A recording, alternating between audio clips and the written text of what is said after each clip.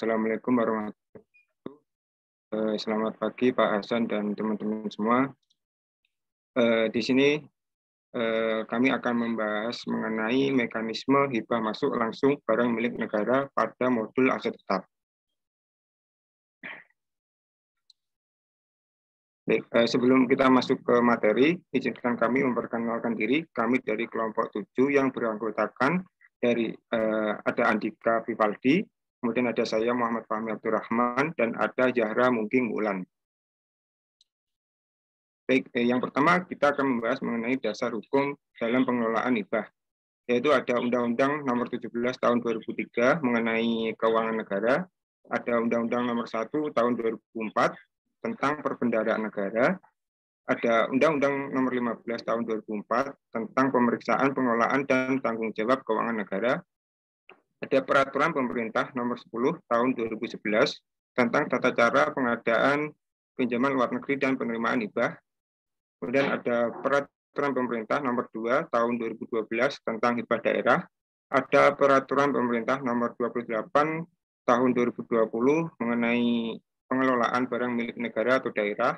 Ada Peraturan Menteri Keuangan Nomor 181 Tahun 2016 tentang penatausahaan barang milik negara. Dan ada Peraturan Menteri Keuangan Nomor 99 PMK Nomor PMK 05 Tahun 2017 tentang administrasi pengelolaan hibah.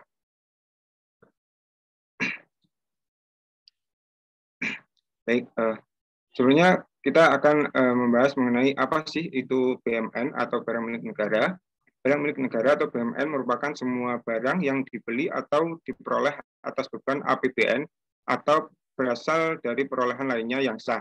Nah, perolehan lainnya yang sah itu terdiri dari barang yang diperoleh dari hibah atau sumbangan atau yang sejenis, barang yang diperoleh sebagai pelaksanaan dari perjanjian atau kontrak, barang yang diperoleh berdasarkan ketentuan undang-undang, atau barang yang diperoleh berdasarkan putusan pengadilan yang telah memperoleh ketentuan hukum tetap. Nah, di sini kami akan fokus ke barang yang diperoleh dari hibah atau hibah masuk.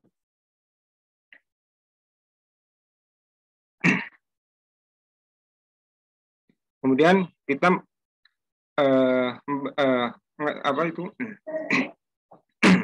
kita akan membahas mengenai pengertian hibah. Apa sih itu hibah? Hibah merupakan segala penerimaan pemerintah pusat yang diperoleh dari pemberi hibah dan tidak perlu dibayar kembali.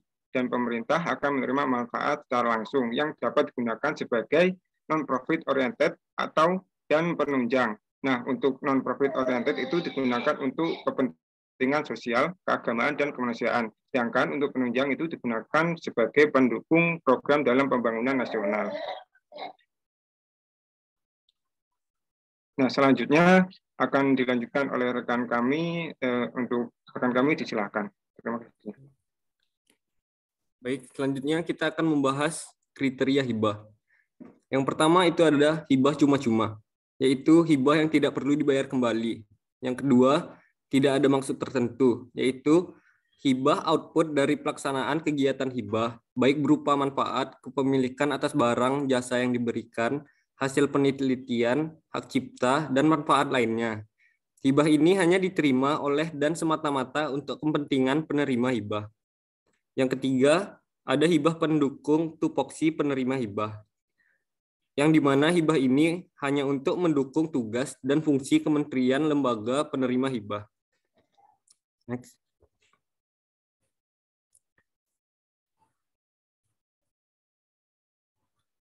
Selanjutnya yaitu jenis-jenis hibah. Yang pertama, hibah berdasarkan bentuk. Itu adalah hibah uang, dapat berupa uang tunai dan uang untuk membiayai kegiatan. Yang kedua ada hibah barang atau jasa. Yang ketiga, hibah surat berharga. Hibah surat berharga ini hanya diterima pemerintah yang dapat berupa saham kepemilikan pada perusahaan. Yang kedua, berdasarkan jenis, yaitu ada hibah terencana dan hibah langsung. Hibah terencana adalah hibah yang dilaksanakan melalui mekanisme perencanaan dituangkan dalam daftar rencana kegiatan hibah. Hibah langsung adalah hibah yang dilaksanakan tidak melalui mekanisme perencanaan. Hibah berdasarkan mekanisme pencairan ada dua, yaitu hibah melalui KPPN, yaitu hibah yang proses penarikan dananya dilaksanakan di BUN atau KPPN. Yang kedua ada hibah tanpa melalui KPPN, yaitu hibah yang proses penarikan dananya tidak dilaksanakan di BUN atau KPPN. Yang kedua, selanjutnya ada berdasarkan sumber. Hibah berdasarkan sumbernya terdiri dari hibah dalam negeri dan hibah luar negeri.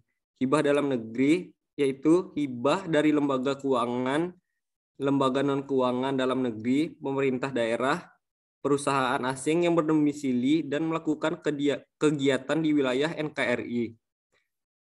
Hibah luar negeri yaitu hibah dari negara asing, lembaga di bawah PBB, lembaga multilateral, lembaga keuangan asing, lembaga non-keuangan asing, lembaga keuangan nasional yang berdomisili dan melakukan kegiatan usaha di luar wilayah NKRI. Next.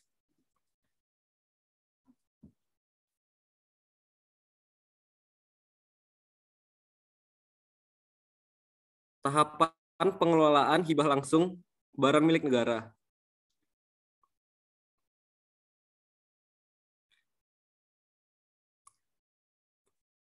Hibah langsung adalah hibah yang berasal dari pemberi hibah yang diterima secara langsung oleh KL dan dibelanjakan secara langsung tanpa melalui pencairan dana dari KPPN.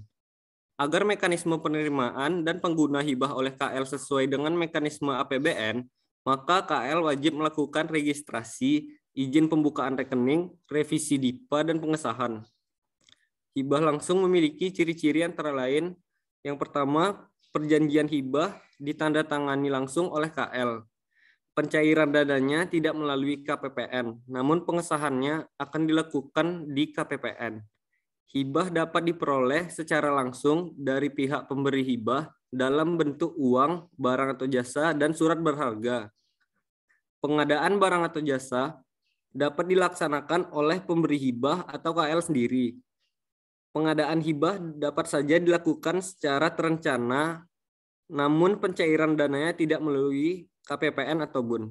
Selanjutnya akan dilanjutkan oleh Zahra.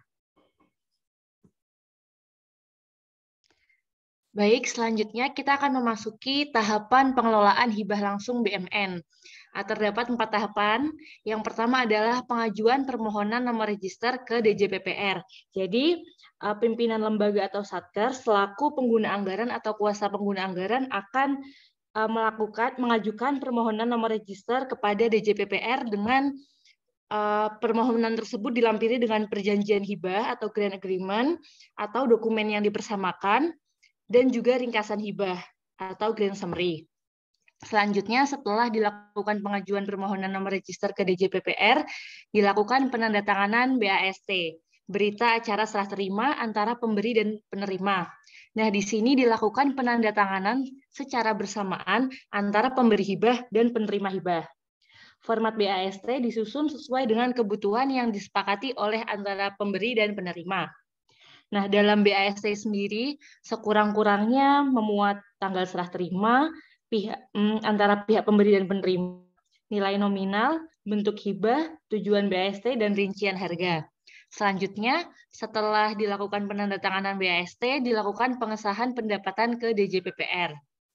Setelah dilakukan pengesahan pendapatan ke DJPPR, dilakukan pengesahan ke KPPN, yaitu pencatatan beban jasa aset atau persediaan ke KPPN.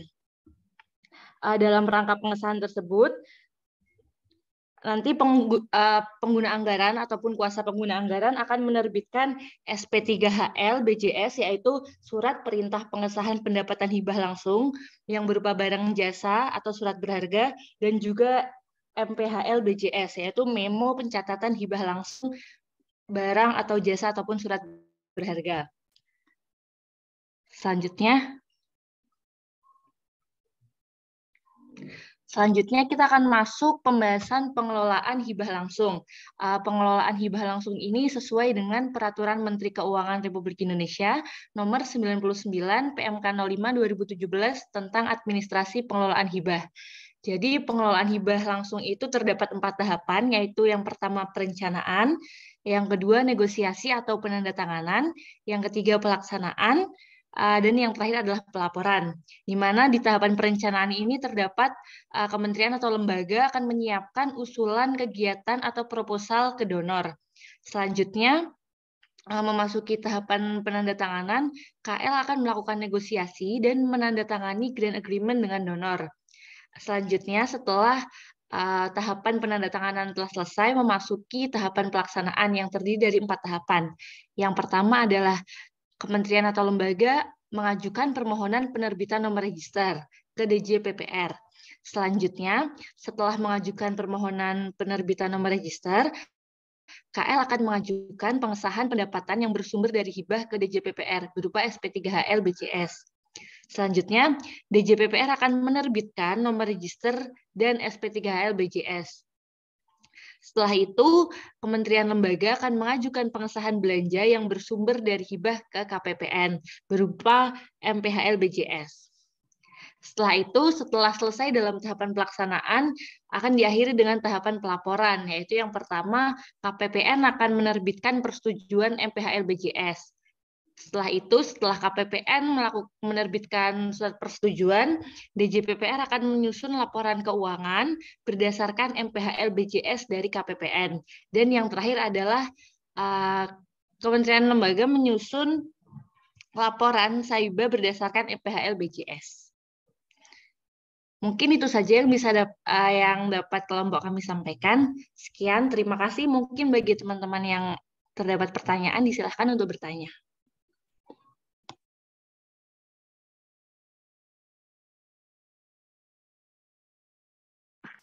Silakan.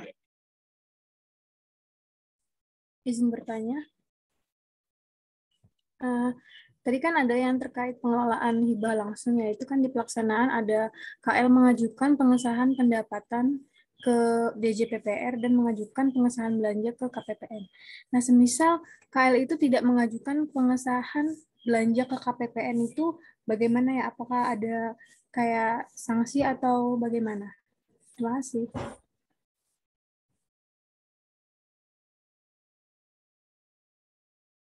Baik, terima kasih atas pertanyaannya.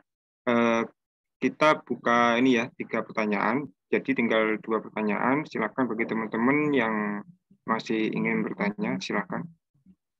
Izin bertanya. Oke, satu dulu ya. Silakan dipilih siapa dulu.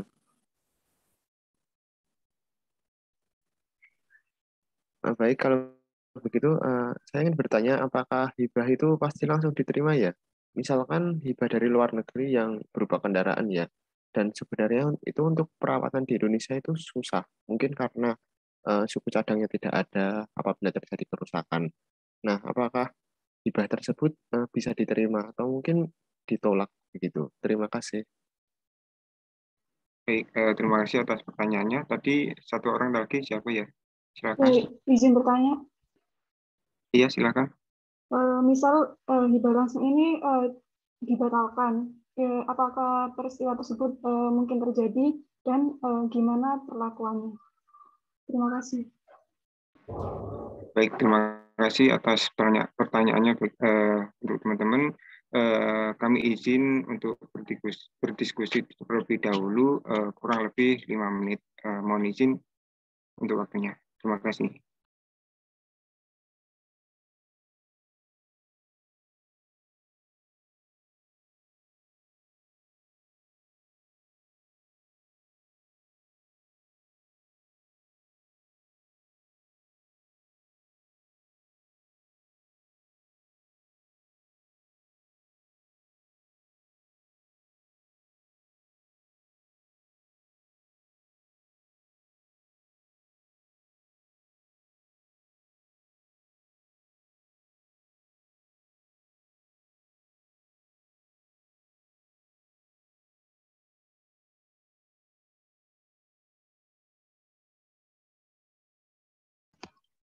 Baik, izin menjawab pertanyaan Novinda. Tadi Novinda, apakah pertanyaannya apakah hibah bisa dibatalkan ya, Nov?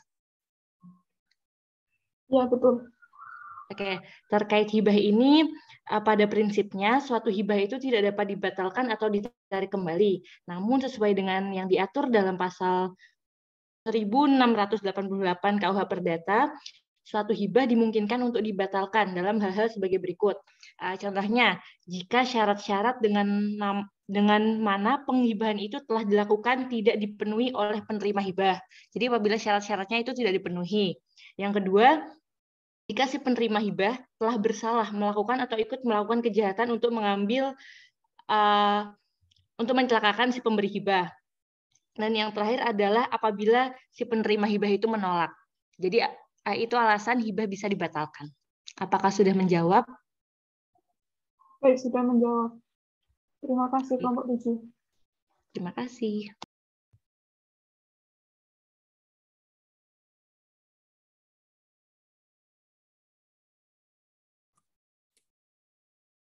Ya, izin menjawab pertanyaan Rosintan. Tadi pertanyaannya, jika KL tidak melaporkan hibah langsung ke KPPN. Iya. Ya, jika KL tidak melaporkan, maka selama 2 tahun berturut-turut KL tersebut akan dikenakan sanksi, yaitu tidak diperkenankan menerima hibah yang penarikannya tidak melalui kuasa bun pada tahun-tahun anggaran berikut. Sanksi tersebut baru dapat dicabut apabila KL telah melakukan perbaikan pengelolaan hibah yang dibuktikan dengan telah selesainya rekomendasi BPK. Apakah sudah menjawab, Rosintan? Iya, sudah menjawab. Terima kasih. Ya, sama-sama. Baik, untuk selanjutnya akan saya coba untuk jawab terkait pertanyaan si Daru tadi. Saya konfirmasi bahwa tadi pertanyaannya apakah hibah itu akan selalu diterima atau bisa ditolak.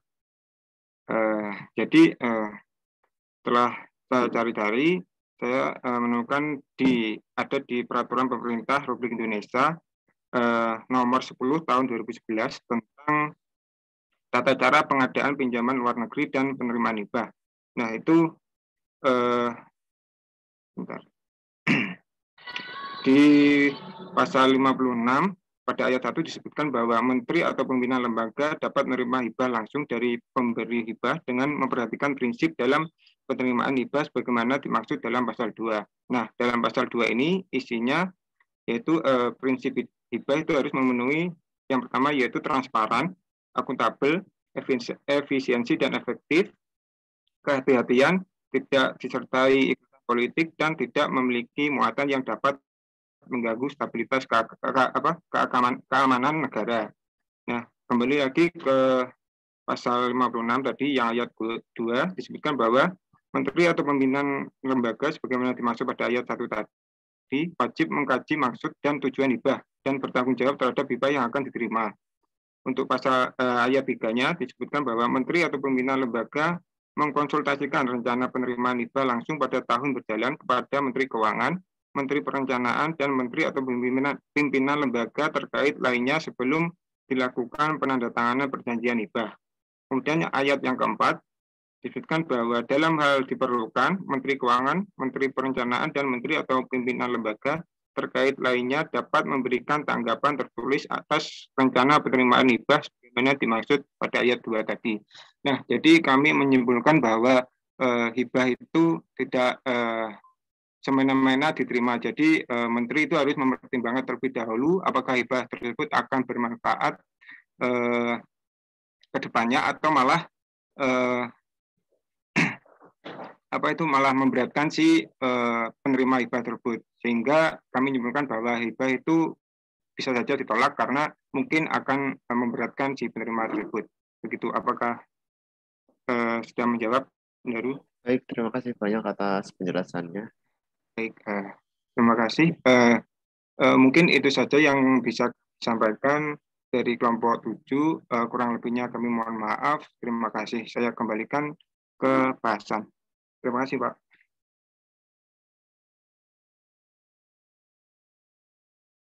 Tes. Suara saya kedengeran ya? Halo? Suara saya kedengeran? Terdengar, Pak. Terdengar, Pak. Terdengar, Pak. Slide saya kelihatan nggak? Terlihat, Lihat, Pak. Pak. Oke, baik. Ya, tadi sudah membahas terkait dengan hibah. Intinya hibah itu kan harus dicatat. Pencatatannya melalui DJPPR dan KPPN. Karena kenapa KPPN? Karena DJPPR tidak mempunyai satker di instansi vertikal di daerah. Maka dalam konteks ini pencatatannya didelegasikan melalui Dijen Perbendaharaan, dalamnya adalah KPPN. Jadi itu sih ya. Kemudian oke, saya mohon maaf kayaknya nanti saya nggak full juga ya karena kebetulan secara mendadak kemarin ada agenda rakor dan ini saya juga double dengan rapat komisi di kantor. Jadi nanti kalau ada double suara ya mudah-mudahan nggak mengganggu. Dan mungkin sekali lagi saya nggak terlalu, mohon maaf kalau nanti mungkin nggak sampai full sampai jam 10. Ini ya. Oke, saya akan lanjutkan materi kita. Ada suara yang ganggu nggak? Ada bocor nggak? Sedikit, Pak, tapi Sedikit, mungkin kan? tidak terlalu. Ganggu, kan? Baik. Kalau kita bicara aset, ya kalau kita bicara aset, tentu ketika kalian mempelajari mata kuliah di sistem di akuntansi pemerintah, ya pasti sudah mempelajari terkait dengan salah satunya temanya berbicara terkait dengan aset. Ya, tadi sudah juga dipaparkan sebagian terkait dengan secara umum apa itu barang milik negara. Nah, bagaimana kemudian terkait dengan penatausahaan barang milik negara ini? Ya, dasar hukum bisa kalian lihat di situ apa saja dasar hukumnya. Kalau kita perhatikan, sebagaimana yang sebelumnya, kalau kita ngomong sistem informasi akuntansi pemerintah, pasti Menteri Keuangan punya kewenangan, diberikan kewenangan dan tugas untuk mengelola yang terkait dengan masalah keuangan dan turunannya. Kalau saya katakan turunannya dan kelanjutannya lah. Kalau kalian habis beli motor, pasti punya motor. Gimana caranya ngelola motor itu? Kalian beli buku, pasti akan ditanya orang tua kalian, bukunya udah rusak atau tidak. Jadi, kelanjutan dari proses pengelolaan keuangan negara, diantaranya adalah hasil dari belanja negara itu apa. Nah, salah satunya diantaranya adalah barang, dalam hal ini, atau juga nanti kekayaan juga ya. Barang atau kekayaan negara. Nah, ini menjadi kewenangan Menteri Keuangan untuk mengelolanya. Nah, tentu Menteri Keuangan nggak sendiri. Kenapa? Karena yang butuh barang itu ketika merencanakan juga melibatkan Kementerian Teknis. Anda butuh apa kan itu? Kalian sama orang tua kalian pasti akan ditanya, kamu butuh apa untuk kuliah biar sukses, biar IP-nya 4,5. Nggak ada ya IP 4,5 gitu ya. Biar IP-nya 4 semuanya gitu kan. Oke, beli buku dikasih. Perlu motor mah dikasih. Perlu kos mah dikasih, kan? Nah, jadi intinya kalau kita berbicara terkait dengan pengguna anggaran atau kementerian lembaga, mau nggak mau ketika melaksanakan kegiatannya, mereka butuh barang, mereka butuh jasa, di mana sumber dananya dari APBN, mau nggak mau dia pasti akan mengelola anggaran. Ketika anggaran itu sudah dieksekusi, menghasilkan sesuatu yang dibutuhkan tadi, terutama spesifik kita bicara tentang barang, ya barang, maka disitulah kemudian muncul istilah pengguna anggaran sekaligus pengguna barang. Jadi itu ya, kenapa sih ini selalu seperti itu enggak? Ya, yang namanya pengguna anggaran sudah otomatis ex officio, bukan ex officio ya, otomatis dia juga pengguna barang. Ketika kepala kantor ex officio sebagai KPA, maka dia juga pasti sebagai KPB, kuasa pengguna barang. Nah, jadi mereka punya kewenangan dalam penggunaan barang milik negara ini. Ya, jadi bahasanya menggunakan barang milik negara, menjadi pengguna barang milik negara. Nah, Di BUN ini menetapkan kebijakan dan pedoman pengelolaan serta penghapusan barang milik negara. Nah, ini tugas dan kewenangan dari BUN. Oke. Apa dasar hukumnya? Ya, semua barang yang dibeli atau diperoleh. Oh ya, sorry. Terkait dengan tadi ya. BUN di Undang-Undang Nomor 1, di Undang-Undang Nomor 17 di sana ini tadi ya diberikan kewenangan untuk menetapkan kebijakan dan pedoman pengelolaan serta penghapusan barang negara. Maka menetapkanlah apa itu barang milik negara, apa itu kewenangan terkait dengan para pihak. Nah, jadi kalau kita berbicara barang milik negara itu apa? Secara sederhana, semua barang yang dibeli atau diperoleh atas benang BPN atau berasal dari perolehan lainnya yang sah. Nah, tadi di presentasi kelompok tadi sudah dijelaskan ada beberapa sumber dari barang milik negara itu sendiri. Ya, saya nggak akan itu.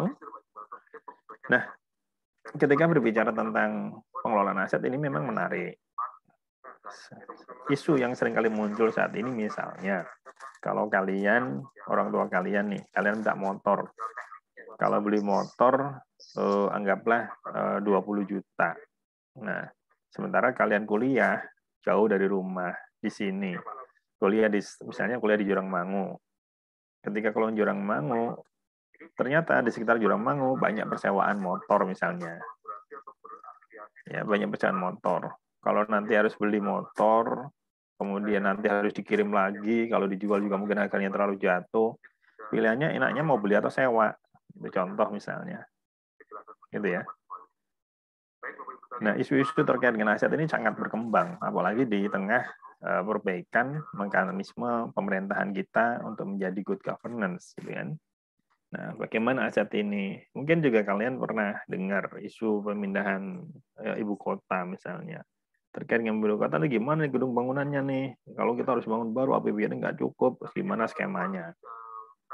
Nah, ini isu-isu kalau kita bicara terkait dengan pengelolaan aset. Atau mungkin kalian pernah lihat, ini kok ada gedung kosong, gedung pemerintah mangkrak, ataupun kosong, kemudian rusak, tanah-tanah juga banyak tulisan, tanah milik negara, ini kenapa kosong? Ini dulu gimana ceritanya bisa dapat seperti itu? Kan sayang, gitu kan. Nah, ini sangat menarik dan sangat luas kalau kita berbicara kayak dengan isu-isu aset. Sebentar ya. Oh iya, nanti kalau sewaktu-waktu saya harus berhenti dan ngomong di room itu, harap maklum ya. Kalau nanti tiba-tiba saya dipanggil suruh ngomong, nanti harap maklum. Ini saya putus sejenak gitu ya, saya break sejenak. Nah, jadi kalau kita berbicara best practice pengelolaan aset ini, ada yang kita kenal dengan istilah asset management and control system gitu ya, yang kita singkat dengan AMSC. Nah, ini sebentar.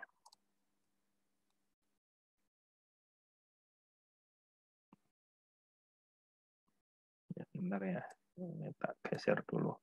Karena di laptop saya ada dua Zoom masalahnya. Oke, masih kelihatan kan presentasinya? Masih ya? Nah, jadi kalau kita berbicara terkait dengan bagaimana aset manajemen ini sangat menarik ya.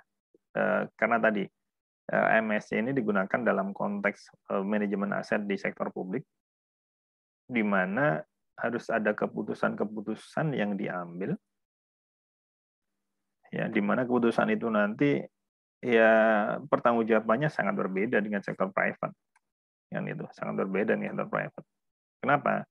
Ya kalau kita bicara sektor private lebih simpel, tapi begitu sektor publik nanti masyarakat bisa demo, gara-gara kita membangun bendungan saja masyarakat demo, gara-gara kita membangun jalan aja masyarakat tidak terima, dampak eksesnya nanti seperti apa.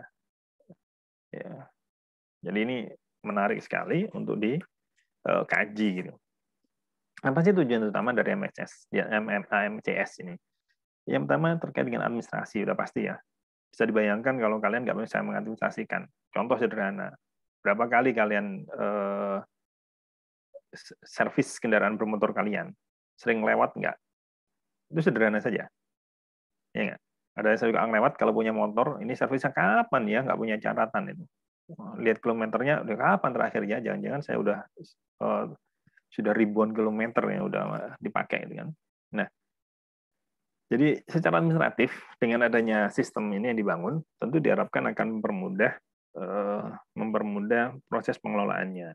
Tentu kalau kita berbicara sistem akan lebih ideal kalau itu terintegrasi dan juga bisa digunakan untuk dasar pengambilan keputusan yang tepat. Ya, pernah dengar mungkin kalian ya, kalau kita punya pesawat itu ada orang tuanya yang angkatan udara nggak di sini? Tanya aja itu. Punya pesawat berapa sih Indonesia gitu kan? Pesawatnya gimana? Pesawat kita tuh rata-rata kanibal itu. Kalau untuk pemeliharaannya. Kanibal gimana? Kanibal dalam arti kalau ada pesawat yang rusak, nanti dia digunakan untuk memperbaiki pesawat yang lain. Gitu. Kenapa? Karena memang untuk pemeliharaannya sangat mahal. Sangat mahal. Jadi itu. Nah, jadi ketika kita bicara terkait dengan sistem yang harus kita bangun, ini paling tidak harus mencakup deskripsi dan kuantitas aset. Berapa jumlah aset kita? Berapa luas aset kita? Gitu ya. Berapa luas tanah kita? Berapa banyak gedung kita? Yang kedua, nilai historis dan akuntansi. Ya, ini sebentar.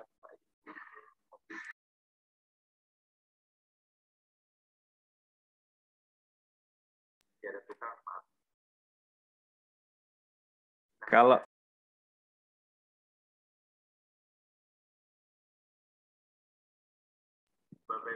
takutnya kelewat ya.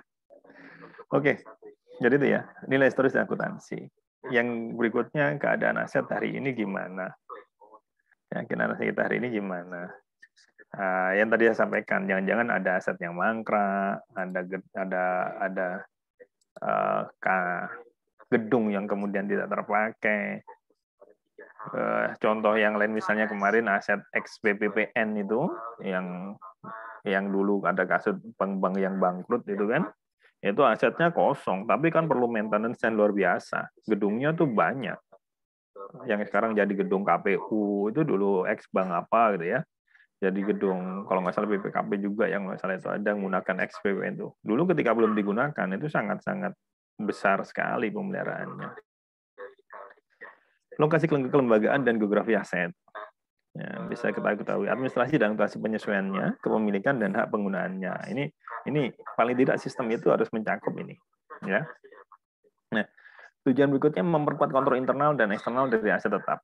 Nah, ini yang tadi saya sampaikan bahwa ketika kita punya aset, kita bisa kontrol. Oh, ini kondisinya seperti apa, bisa digunakan untuk apa, ada nilai ekonomisnya atau tidak, gitu.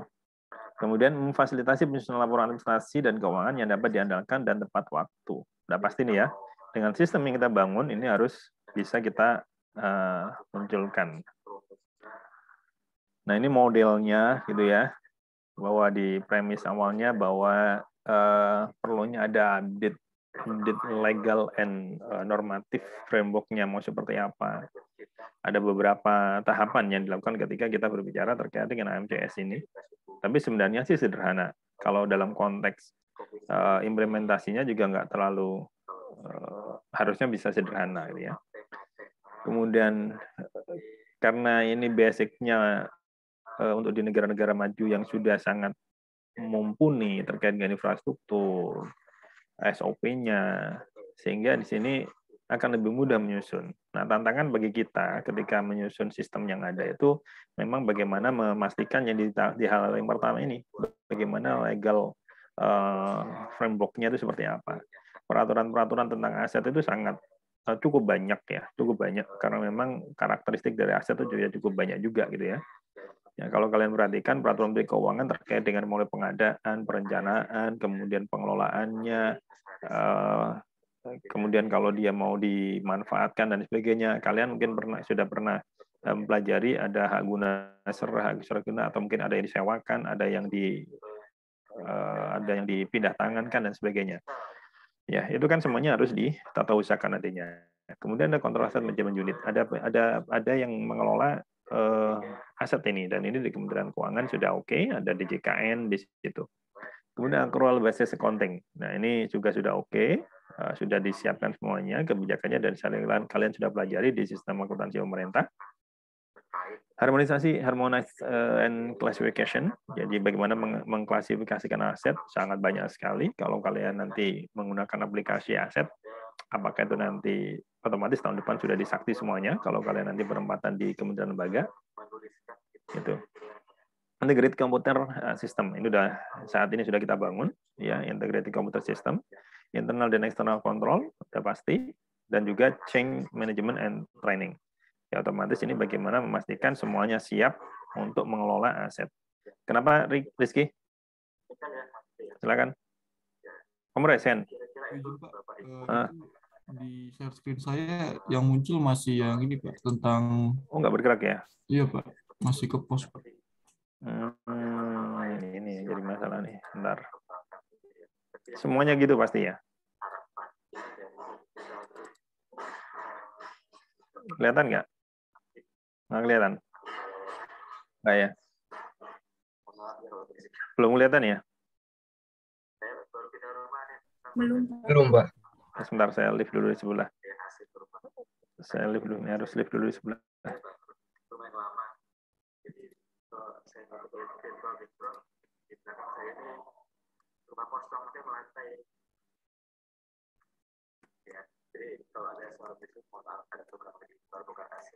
Seperti itu Bapak Ibu, sekarang pas. Jadi kalau untuk targetnya. Bentar. Belum keluar ya? Belum? Belum, Pak. Belum. Oke, saya pakai.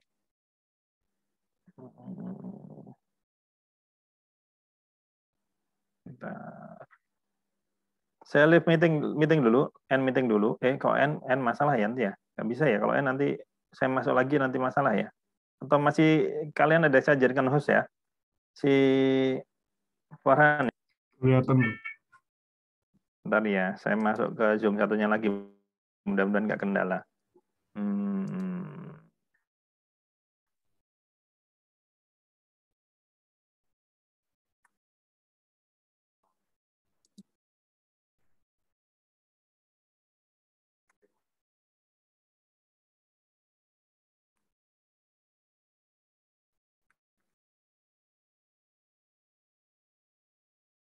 Mudah-mudahan nggak masalah.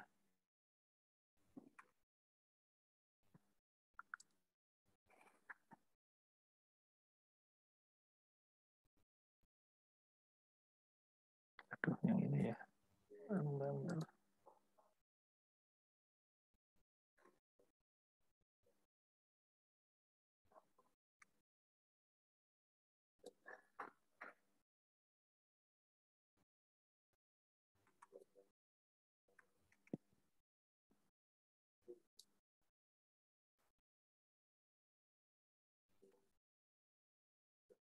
Bentar ya. Ini kalau saya gerakan kelihatan. Bisa gerak ya? Bisa, Pak. Oke, bentar saya masuk ke yang satunya. Sorry. Ini mendadak karena di kantor tiba-tiba ada agenda rakor. Makanya. Dan kalau di kantor kan nggak mungkin saya tinggal setahun sekali rakornya. Recording in progress.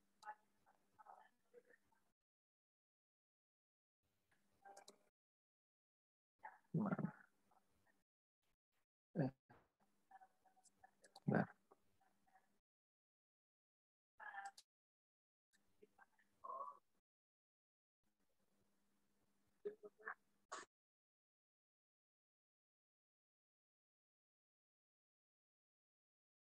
Mbak Indah, boleh ketemu satu?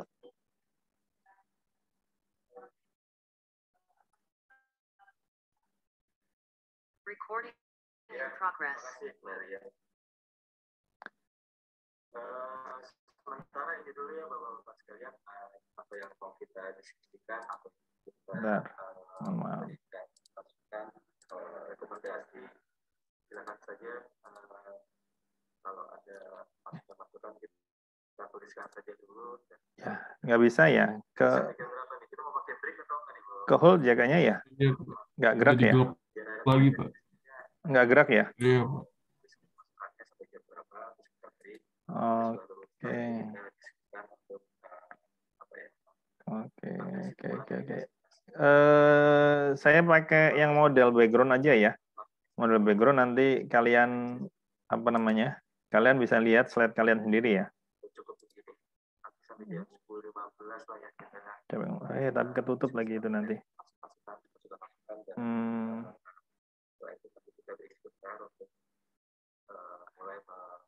Kita bisa pindah ke Google Meet nggak? Saya bikin Google Meet ya. Oke ya. Tapi ini biarin aja. Zoom-nya ini biarin aja. Kalau tutup dari Zoom nggak apa-apa. Tapi Zoom-nya nggak saya end meeting. Jangan di end meeting. Saya bikinin Google Meet ya. Oke ya. Saya Google Meet aja dulu. Bentar.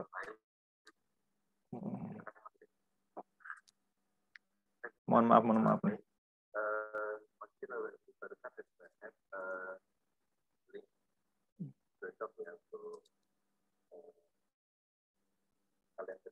Saya stop share dulu.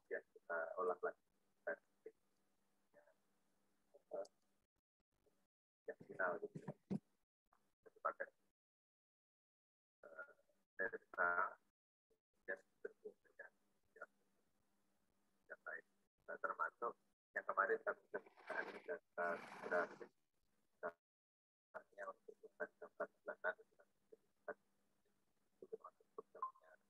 apa saja, karena kali ini nanti akan kita juga nanti teman-teman program jika Bapak Ibu atau satu yang lain saya terkait email Itu link Google Meet-nya. Silakan masuk.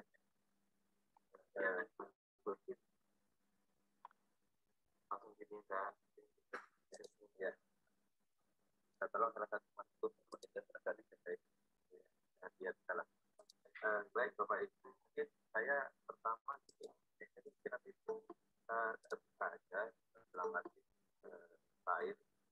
Saya mungkin membukanya tanpa beberapa kali membuka arahan. Sebenarnya kalau kita berinvestasi suara itu terlalu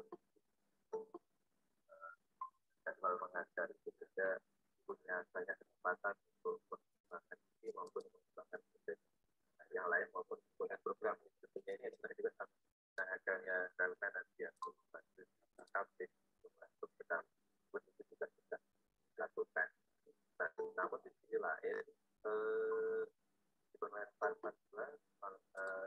muncul kewajiban tapi bahwasanya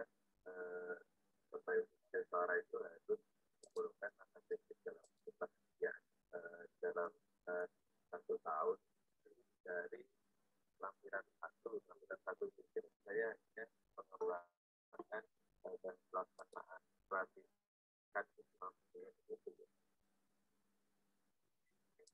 itu.